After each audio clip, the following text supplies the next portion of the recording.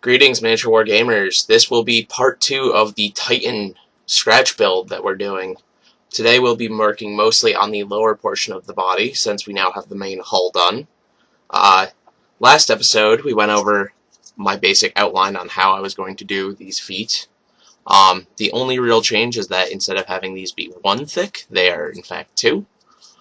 And then as far as the toes go, I don't have them done yet. However, you basically take the side pieces and cut those out of the foam board, and then the top and front pieces are going to be made of the plastic card, which will be folded like so and trimmed, and it has to fit in just like that. So it's pretty easy. The only thing is this is going to be slightly wider than the template in order to accommodate the 4 layers of plastic card that are going to be sitting in here. However, ultimately it should be more sturdy due to the foam board and all the other things. In addition, I kind of rushed this one because it's not going to look as pretty since it's only a test version, but in the real version I would put plastic card along these edges first and glue it down and let it set before I added the toes. But since this is kind of a prototype Titan per se, and it's not going to be the best Titan I make, since I'm basically just trying to figure out what the best strategy for all this is, I just kind of rushed it. This one won't look as pretty as the Titan that I'm going to build in the future. However, it is a test bed for all of the various building techniques that I'm going to be trying. As you can see, they're pretty sturdy. I can put a little weight on them. And if they're not sturdy enough to hold up the entire Titan, you can fit like little lengths of PVC on the bottom, and when you attach it onto your board, or make it look like it's standing on rocks or debris, make it look pretty scenic.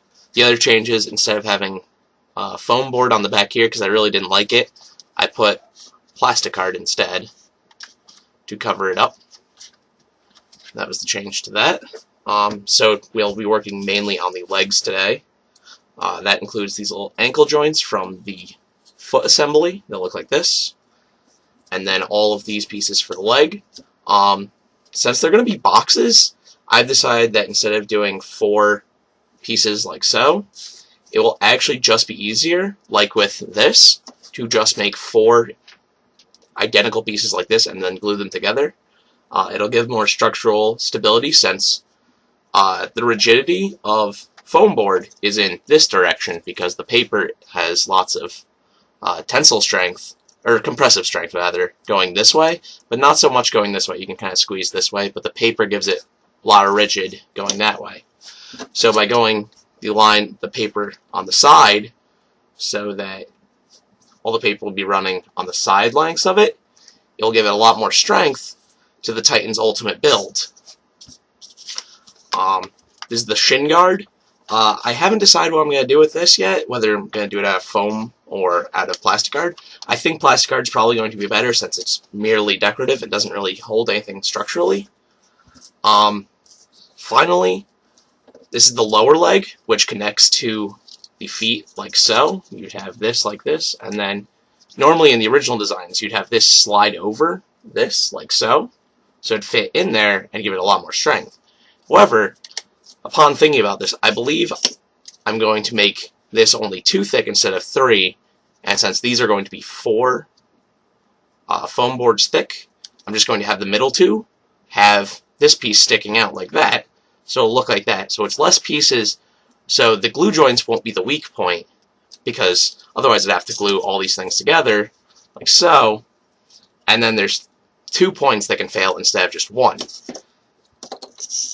So that's going to be the plan for that. So all of these will be 4 thick, and then we'll all just glue them together, just like these. And we will jump to that when I have them all cut out.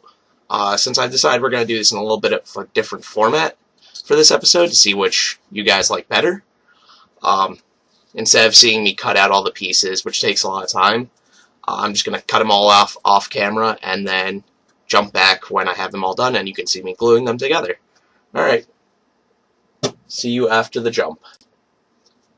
Alright, and we're back. So we have all these pieces cut out.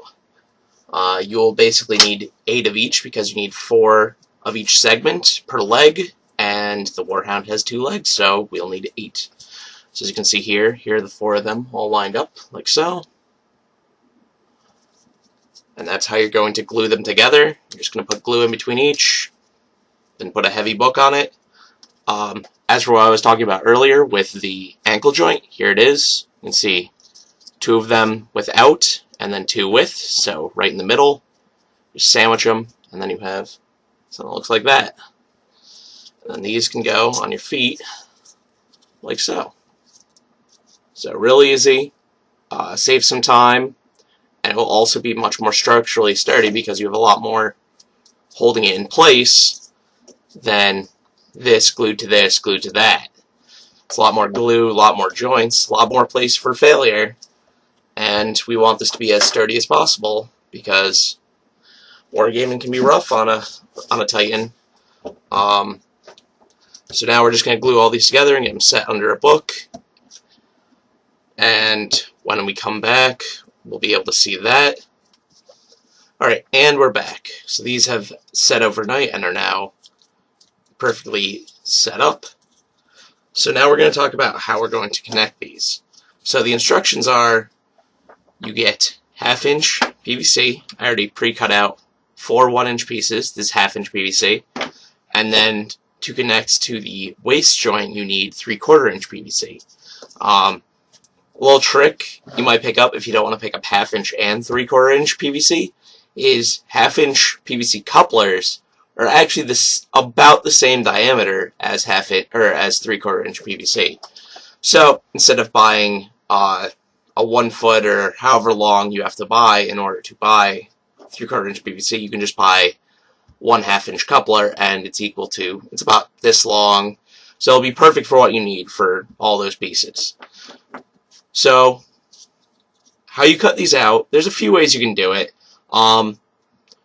The most basic of which is probably going to be a hacksaw. Everyone has one. It's pretty basic. If you are, however, a plumber, you might have a tool such as this. It's used to cut PVC. Just ratchets down like that. It gets pretty straight cuts. However, this singular blade design sometimes leaves them kind of at an angle like this.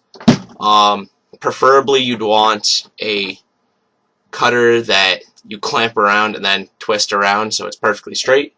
But since we don't have those, it's one of those, it's fine. We can work with this. These are 1-inch lengths. They still fit even with our slightly expanded knee joints. So we're going to discuss how to get these kind of straight, because you're never going to get these perfectly flat from simply cutting them, because we're hand cutting them. So we have a piece of sandpaper here. We're just going to lay it down on a piece of wood, or in my case, my desk. And basically you're going to run it so that it's running parallel to the paper like this a couple times, and it will get much flatter because it's sanding down all this stuff. For the end pieces, I'd recommend just cutting it like so with a knife. Just cut across pretty straight, and then you can even it up with the sandpaper. The only issue with the sandpaper is sometimes if you're going like this, the foam has a tendency to sometimes chip out, so you'll leave like a little dent like here. You might not be able to see it, but yeah, see, from that angle you can see it's a little dent in there. It won't be a problem because we're going to cover that up with plastic card. Now, to get these parts correct, because as you can see, well, that one's pretty okay, but from here there's a big gap there, and that's not really good. You know, we don't really want a gap. We want as much contact on the surface as possible between the joints. So what we're going to do is we're actually going to take one of our PVC pieces and we're going to grab a strip of sandpaper and take it like this and just twist it like this, twisting it along with the grain of the paper. You can do it this way as well. It's a little bit more hazardous to do it this way, but it's a lot easier. And then you do it a little bit more, because this one was especially bad. But if you just keep it up, you now see that the contact is significantly better. It's far more. There's lots more contact points, stuff like that. So how these go together is this goes like this, then you have a piece like this, then you will have this piece going like, so you have this with the foot down here, and then it goes like this going forward, like so. So this will be a little bit more like that. This piece going forward, another piece here, and then finally one of these pieces like so. And then we have the 3/4 inch PVC here, or the 1/2 inch coupler right here, and that connects to the waist. Very easy. So that'll basically wrap it up for this episode. Before we go, just one more thing. We have the waist of the Warhound Titan already pre-made. Basically, as with the other pieces, it's easier to make just the pieces stacked on top of each other than to make these complex shapes around the edges. So we have 6 pieces of foam board stacked on top of each other, plus the waist piece up here.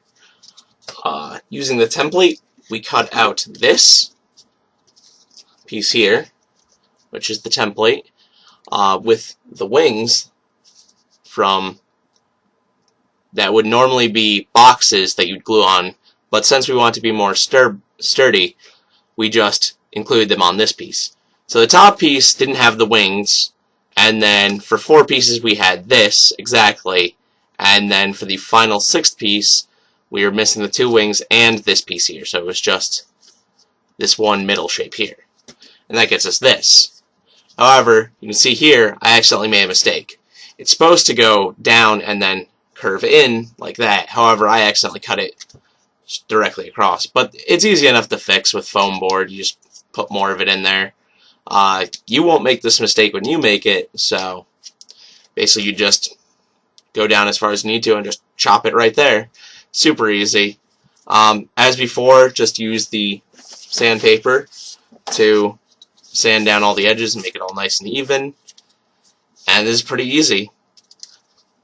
Alright, that will do it for this episode. Come back next time when we'll have the legs all the way done, feet planted and on a nice base, and we'll get to putting the waist and the main body together, and hopefully even add some more of the upper body to it. So let me know in the comments below if you enjoyed this new, shorter style of how-to video for the Titan, or if you preferred the longer, fast-speed action of the last one in part 1.